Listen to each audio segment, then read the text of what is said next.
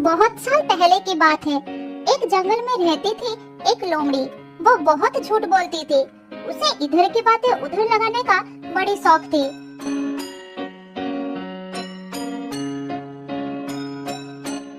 एक दिन लोमड़ी घूमते घूमते एक हिरनी के घर के सामने आ गई।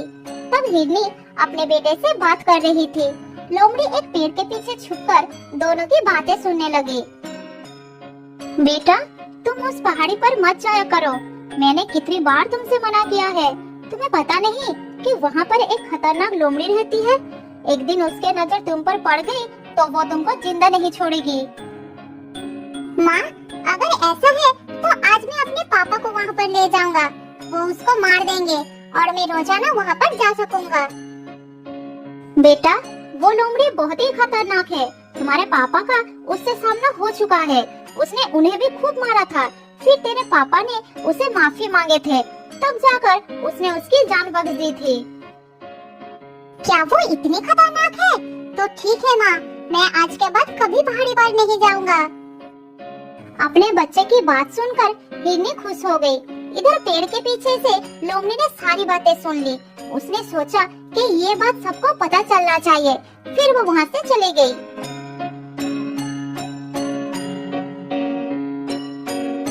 वापस जाकर वो एक एक करके सारे जानवरों को ये बात बता दी कि हिरनी का पति एक लोमड़ी से पीट कर आया है। उधर हिरनी का पति जब जंगल में घूम रहा था तब हर जानवर उसका मजाक बना रहे थे। वो सब यही कह रहे थे कि वो एक लोमड़ी से मार खा कर आया है। यही बात सुन सुनकर उसे बहुत गुस्सा आ गया। तब वो अपने घर पहुंचकर हिरनी के ऊपर बरसने लगा।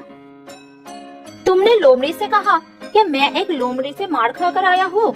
यही बात उसने पूरे जंगल में फैला दी है। तुमने ऐसा क्यों कहा?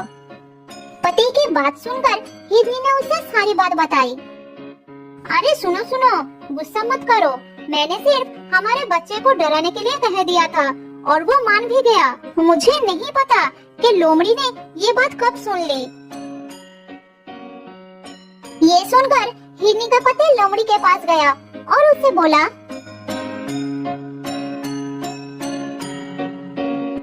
मेरी बीवी ने ये बात केवल मेरे बच्चे को डराने के लिए कही थी और तुमने इस झूठ को पूरे जंगल में फैला दिया। तुमने ऐसा क्यों किया? अब जाओ और जाकर सबको सच्चाई बताओ कि मैं किसी लोमड़ी से मार खाकर नहीं आया हूँ। उसका गुस्सा देखकर लोमड़ी डर गई। उसने फिर सबके पास जाकर ये बात फैला दी कि ये सिर्फ एक झूठ था। फिर वो थका हारा हिरनी के पति के पास पहुंची। तब उसने उसे माफ कर दिया और लोमड़ी अपना घर लौट गई।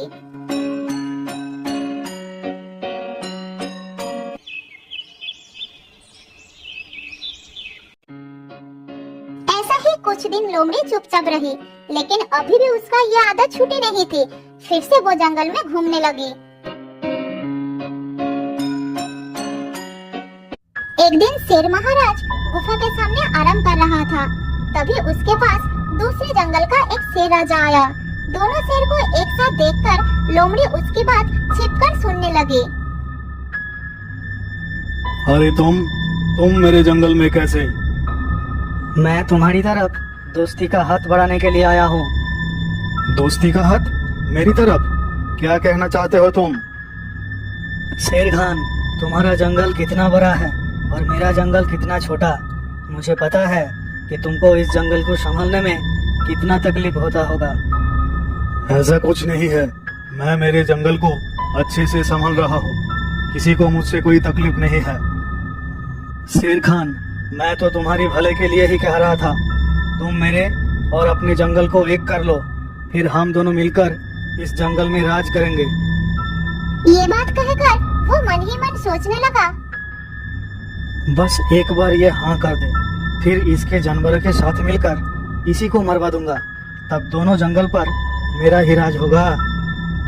मुझे ये मंजूर नहीं है। तुम जा सकते हो। तुम बूढ़े हो चुके हो शेर खान।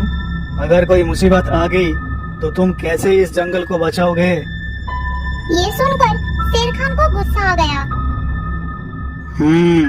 लगता है तुझे दिखाना ही पड़ेगा कि मुझ में दम है कि नहीं। नहीं नहीं, रुक जाओ, अभी तो मैं जा रहा हूँ, लेकिन कुछ ही दिनों बाद मेरा भाई जंगल आ रहा है। वो तुमसे बहुत ज्यादा शक्तिशाली है। अगली बार मैं उसी के साथ आऊंगा। लगता है तुमको अपनी जान प्यारी नहीं है। मुझे मार भी दोगे तब भी वो यहाँ जरूर आएगा और तुम्हारे जंगल को साफ कर देगा। ये सुनकर शेर खान जोर जोर से हंसने लगा।